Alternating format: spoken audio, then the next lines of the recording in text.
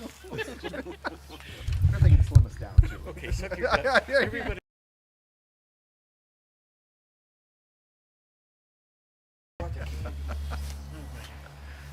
Excellent. Welcome everyone.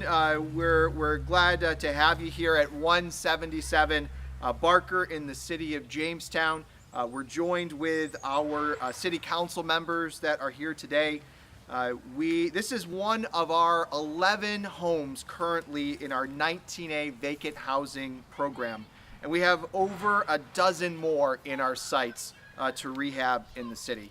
I want to thank those that are behind me and those that weren't able to join today. Our Housing Chair, Marie Karuba, our Public Safety Chair, Brent Sheldon, our Finance Chair, Kim Eklund, Council Members Andrew Falconer, Bill Reynolds, Randy DeVersa, who joined us today, for their support of housing in the city of Jamestown. Now, back in November, we allocated $500,000 to helping improve homes across our city. And our elected officials here today have really shown their faith in our Department of Development to change the landscape of our neighborhoods and focus on better housing in our city. You know, Jamestown has a really unique and aging housing stock, and we really have to pursue all solutions in order to try to solve this issue. But I'm proud to say, because of the work that we've all done together, that Jamestown is leading the way in New York for housing rehabilitation. We're one of the very few cities that is running this type of housing program, which is truly the most proactive and aggressive housing programs we have seen across the state. This ties into our overall housing strategy that while we must demolish our dangerous homes and continue to have more aggressive code enforcement, there are many vacant homes around this city that could be rehabbed and put into the hands of responsible homeowners who will help anchor our neighborhoods. This is part of our overall strategic approach to stabilize our neighborhoods and put our houses back on the city's tax rolls, some that have been off for many, many years. We're focused on making owning a home accessible and affordable, all while rehabbing our housing stock. So we'd like to talk a little bit about why this house is so important as the start of our vacant home ownership program. Again, I want to thank the City Council, and I'd like to take a moment to introduce Crystal Surdick, who is our Director of Development, that'll talk about this program and some of the work we're doing to rehab homes just like this all across our city. Surdick? Thank you. Thank you. So as the mayor mentioned, this property here, we're in front of 177 Barker Street. It's a nice neighborhood.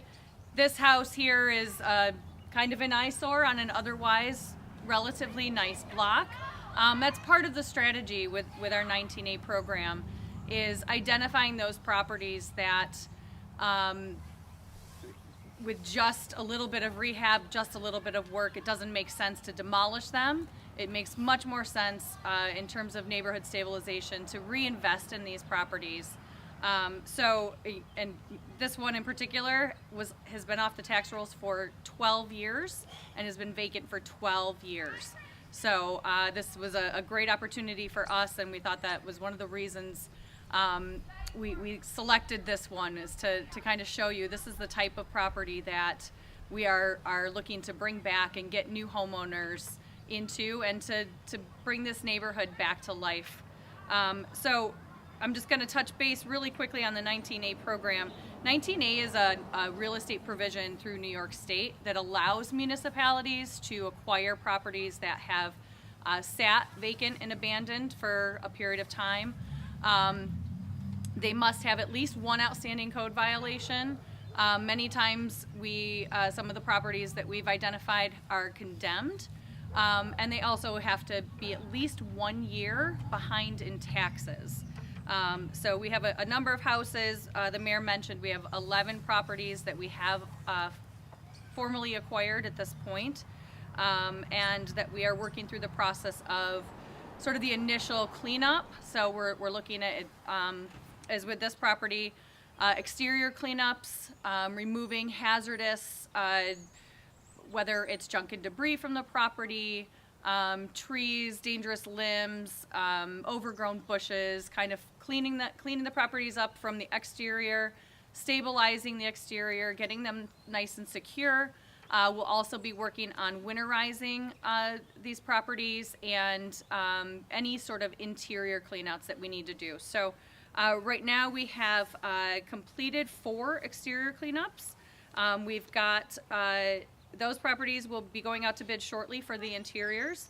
We have another 5 that are out to bid for exterior cleanups, and then again, those will go out to bid for interior cleanups.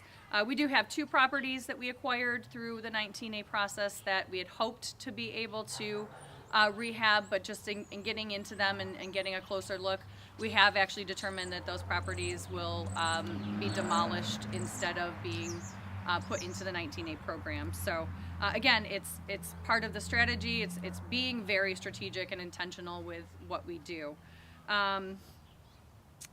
Another, I guess, key point that we wanted to make sure that we mentioned is that this program should sustain itself. So once we are able to actually start selling these properties and getting homeowners into them, the intention is that they will be able to, the revenues that we are able to bring in will go right back into the program and to continue to allow us to continue to acquire additional properties.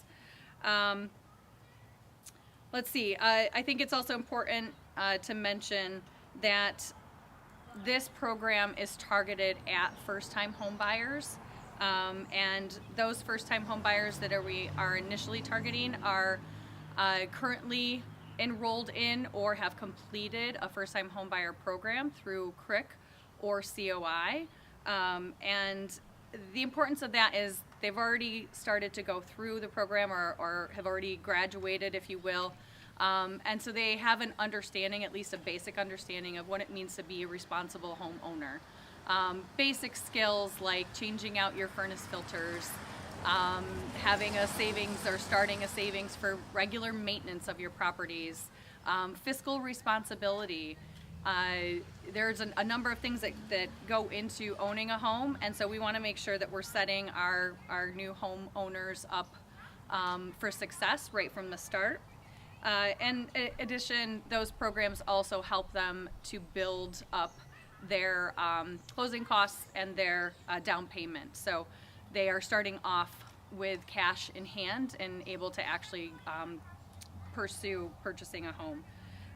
In addition to that, they will continue to receive ongoing support from the Chautauqua County Land Bank through the American Rescue Plan. With our contract with the Land Bank, one of the components of our contract was for them to provide an ongoing mentor support for first-time home buyers, and so that is another, I guess, feature of this program. And then in addition to that, a number of these properties need various different types of or levels of rehab. So once we get these properties cleaned up and secured, early spring we'll start looking at what the scopes of work for these properties needs to be. And when we start to put them out to bid, the proposers will also be required to submit their scope of work, so what they believe needs to be put into the properties. So we'll work together on that to come to an agreed upon scope of work that needs to be done. Properties will immediately need to be brought up to code. They will be required to be homeowner occupied for at least 5 years. Again, the intention is homeowner occupied properties are properties that people care about, that they take pride in, that they continue to invest in, and that continue to improve our neighborhoods. And then again, I mentioned it's all part of kind of the larger strategy. So we have a lot of different initiatives that are in the works with the Department of Development, and then this 19A homeownership program is just one of them. And with that, I would love to introduce to you Jay Schultz. Where's Jay? I told him I wouldn't make him speak, but I do want to kind of put a face with the program. Jay is our 19A homeowner program manager. So, say hello, Jay. Welcome, Jay. We're very happy to have you.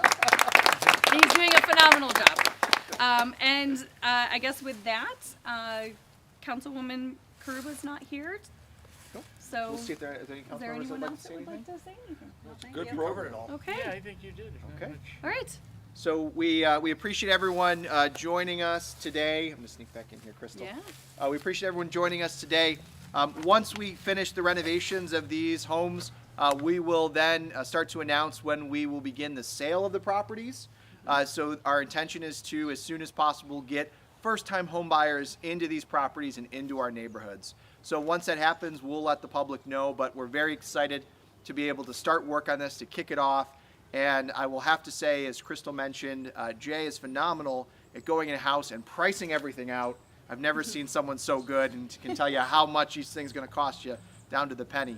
So we certainly have a great value in that and are excited to be able to get started on this work. So thank you everyone for joining us today. We'll see if there's any questions from the media. How are the purchase prices for these homes determined? So, a combination of things. Fair market value, of course. We also will look at what the overall rehab is going to need to be, and we'll take that into account, and then come to what we feel is a reasonable amount. We also will be working with the Board of Realtors. So we've kind of contacted them and started to have that conversation. So when the time comes, but you know, fair market value is obviously the goal for these properties. But again, I think it's also important, we don't want to set any first-time home buyers up for failure. We want to make sure they're set up for success. So it'll be a combination of those things. Very good. Thank you. Great. That was quite good. Thank you everyone. Have a safe, happy Halloween. Yeah, happy Yeah. Halloween. Candies. Let's go see the trick or treat.